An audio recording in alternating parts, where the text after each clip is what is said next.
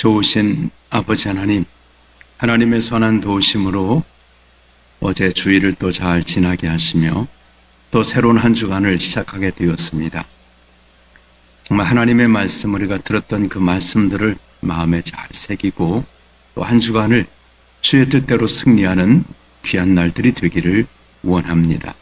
저희 나라를 축복하셔서 하나님 보시기 아름다운 나라로 이 나라를 세워가 주시기를 원하오며, 또 주여 전쟁으로 고통받는 정말 그 지역마다 속히 평화가 이루어지도록 하나님의 선한 도우심이 함께해 주옵소서.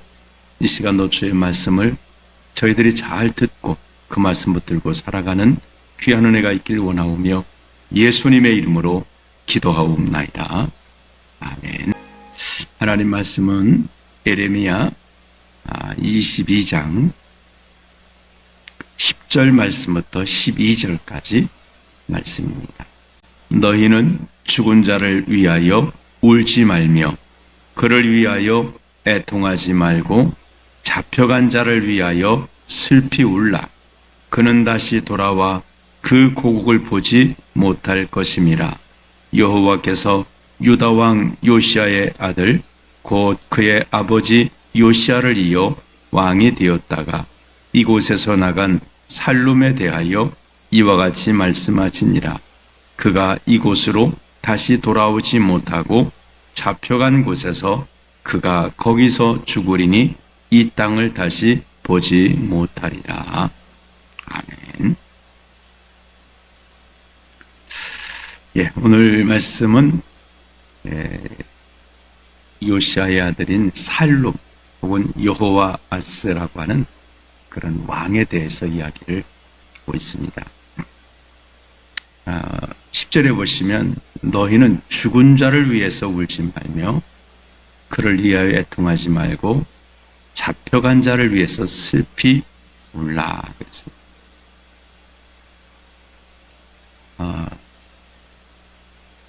잡혀간 자들을 위해서 울라는 말씀은, 죽은 자들은 죽임을 당했다는 것은 참 불행한 일이긴 하죠.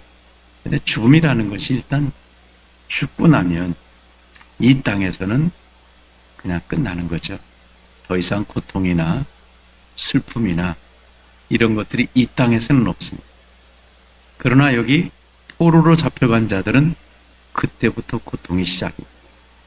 포로로 붙들려가서 이제 그 포로 생활을, 정말 기가 막힌 포로 생활을 해야 되는 것이죠. 그러면서 말씀하십니다. 그들이 절대로 다시 돌아와서 그 고국을 보지 못할 것이다 라고 이야기를 하고 있는 것입니다. 11절에 보시면 여호와께서 유다 왕 요시야 아들 곧 그의 아버지 요시야를 이어 왕이 되었다가 이곳에서 나간 살룸에 대하여 이와 같이 말씀하시니라. 그가 이곳으로 다시 돌아오지 못하고 잡혀간 것 거기서 죽으리니 이 땅을 보지 못하리라. 자, 이 살룸이라고 하는 이 왕이 이제 애굽으로 붙들려 가게 됩니다. 예루살렘에서 한 3개월 정도밖에 왕이 안 돼요. 3개월 있다가 애굽에서 이제 그를 다른 곳에 내보냈다가 애굽으로 데려가고 애굽에서 죽게 된다. 자, 그러면서는 하나님께서는 자, 죽은 자를 위하지 말고 여기 포로로 잡혀간 자, 살룸 왕이라든지 또 살룸 왕과 함께 잡혀간 사람들이 있겠죠. 그들을 위해서 울라고 하셨습니다. 왜냐하면 그가 이곳으로 다시 돌아가지 못한다라고 하는, 이 땅을 다시 보지 못한다. 그러니까 사람들이 자기의 고국이나 자기 고향으로 가지 못하는 것도 큰 고통이 되긴 하겠죠. 문제는 뭐냐면 그 정도가 아니라는 거죠. 이 예루살렘은 하나님이 약속한 땅. 그러니까 하나님의 백성이 하나님의 그 약속의 땅에 거한다는 것은 이건 대단히 축복된 일입니다. 그리고 거기에 계속 머문다고 하는 것은 하나님과의 좋은 관계를 맺고 살아간다. 그들은 하나님을 경외하고 하나님은 그들을 축복하고 보호해 주시고 이런 이제 관계를 보고 살아가는 거죠. 근데 이들이 다시금 돌아오지 못한다는 말은 그냥 돌아오지 못한다는 말이 아니라 하나님께서 그들을 다시금 돌아오도록 이 하나님의 축복의 땅에 하나님의 축복의 은혜 가운데 살지 못하게 된다고 하는 그런 말씀입니다. 다시 말하면 땅, 그 예루살렘이라고 하는 땅, 고국, 고향에 돌아오지 못하는 게 아니라 하나님의 축복의 약속에 다시금 돌아오는 회복을 받지 못한다고 하는 그런 말씀입니다. 이제 이 말씀을 좀 이해하시려고 하면은 열왕기하 23장 이제 31절부터 35절까지 보시면 이제 이 살룸 왕에 대해서 소개를 해주고 있습니다. 제가 잠깐 소개를 하겠습니다. 여호아스가 왕이 될 때, 이 여호아스란 말이 이제 오늘 살룸 왕, 이제 똑같은 말입니다. 왕이 될 때 나이가 23세라 예루살렘에서 석 달간 다스리니라. 그의 어머니의 이름은 하무달이라 림나 예레미야의 딸이더라.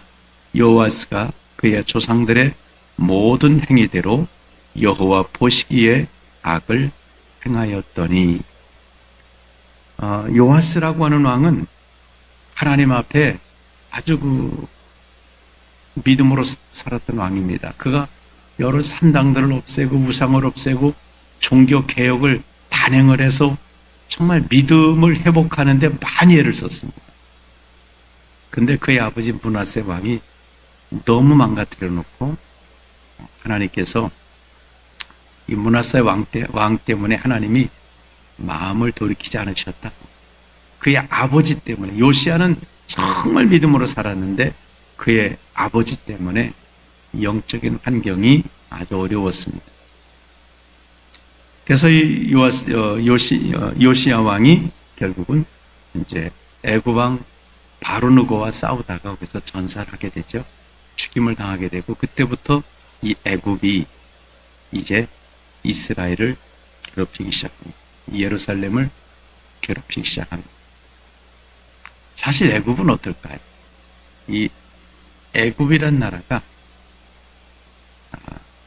하나님의 큰 은혜를 입었던 나라.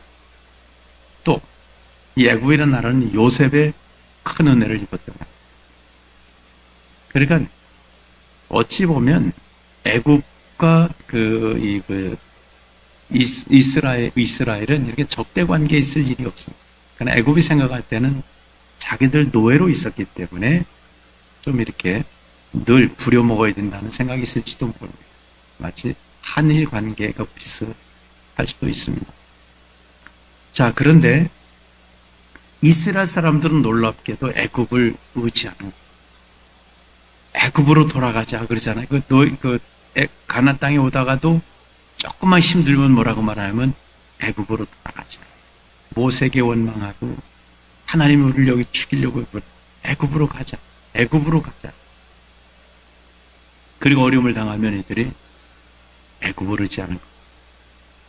그러나 세상을 의지하는 결과는 그렇습니다.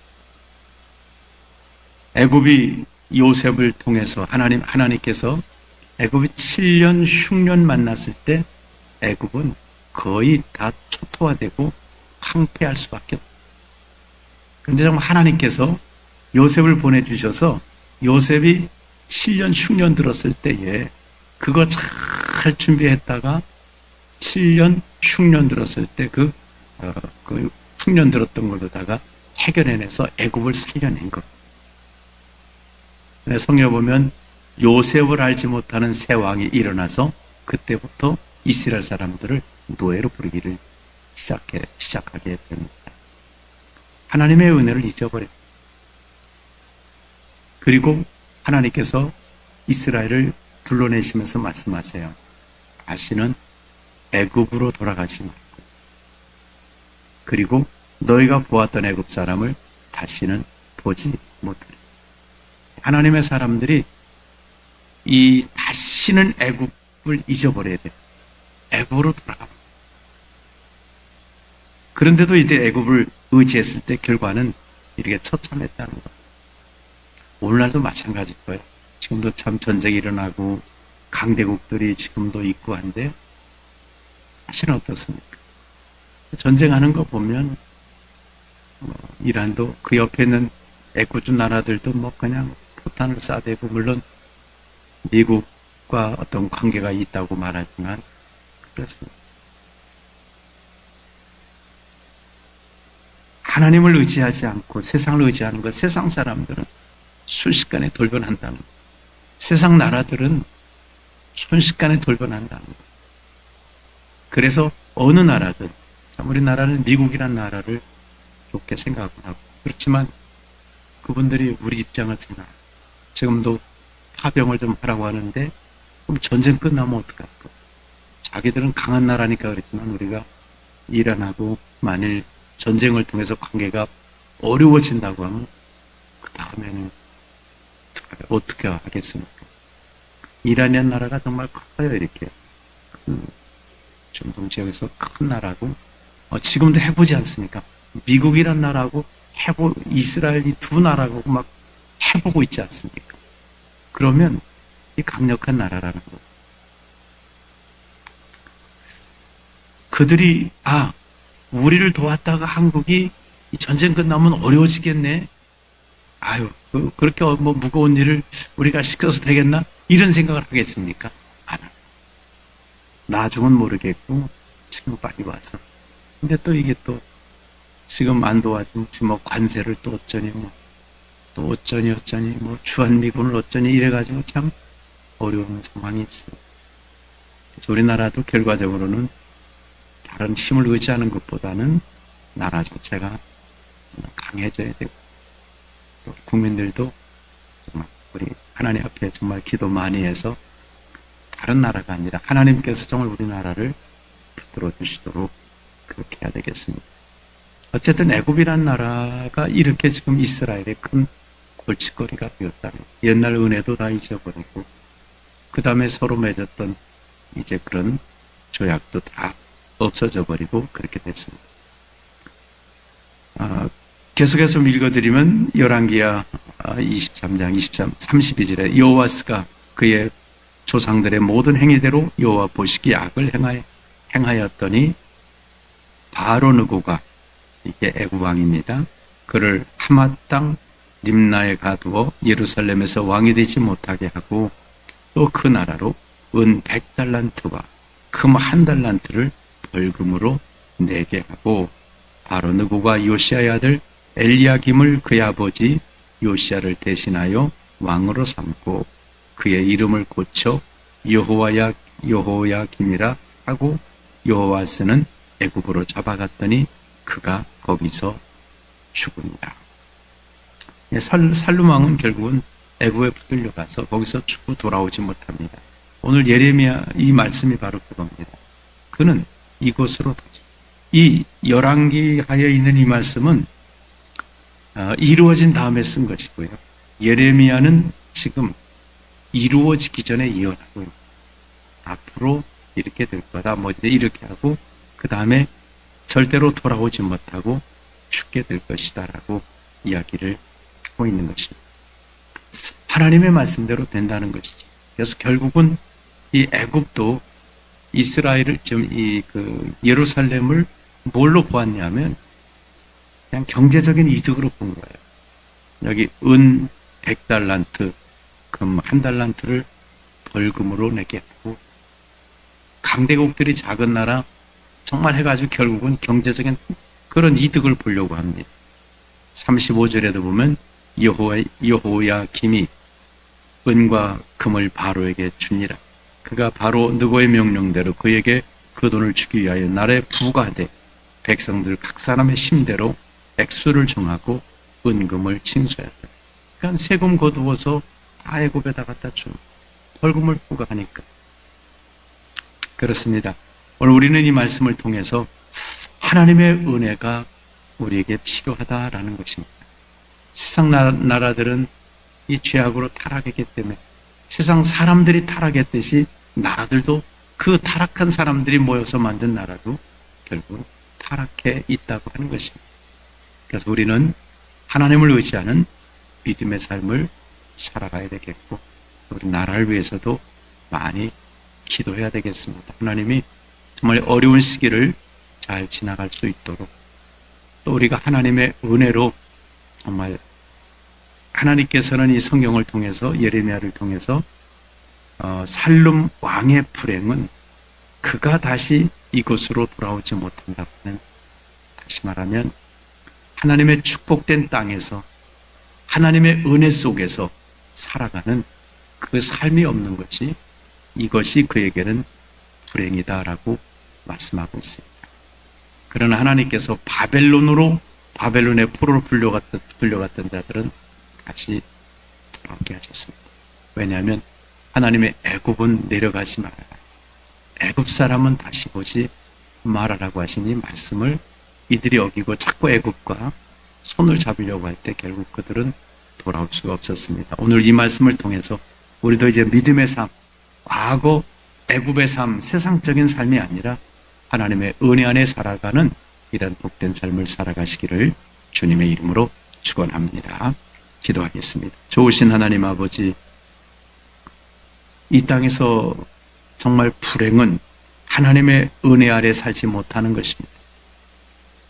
이스라엘 나라의 역대 이제 왕들과 그 역사들을 우리가 성경을 통해서 보게 될 때에, 살롬 왕은 여호와 보시기에 그의 조상들과 같이 악을 행할 때에 그는 그의 자리를 잃어버릴 수밖에 없었고, 하나님의 축복된 땅에서 과거 종살이하던 애굽으로 붙들려 가서 거기서 죽을 수밖에 없었다고 성경은 소개하고, 성경은 인간의 불행은 바로 하나님의 약속 안에 살지 못하는 것, 하나님의 은혜 아래 살지 못하는 것이 가장 불행한 일이라고 말씀하셨습니다.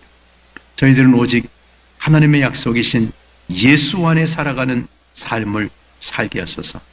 정말 이 예수 안에서 우리가 믿음으로 살아가서 어떤 상황이든 환경이든 하나님의 은혜 속에 살아가는 귀한 삶이 되도록 은혜 베풀어 주시옵소서. 오늘 이 아침에도 기도할 때에 오직 예수 안에서 승리하는 삶을 살아가도록 은혜 주시기 원하며, 오늘도 이런저런 일들로 수고하는 주의 자녀들마다 은혜 주시고, 우리 또 조병진 집사님, 오늘도 이제 또 정말 애를 쓸 텐데 정말 좋은 결과가 있도록 하나님 그를 축복하시고 은혜 베풀어 주옵소서. 예수님의 이름으로 기도하옵나이다. 아멘.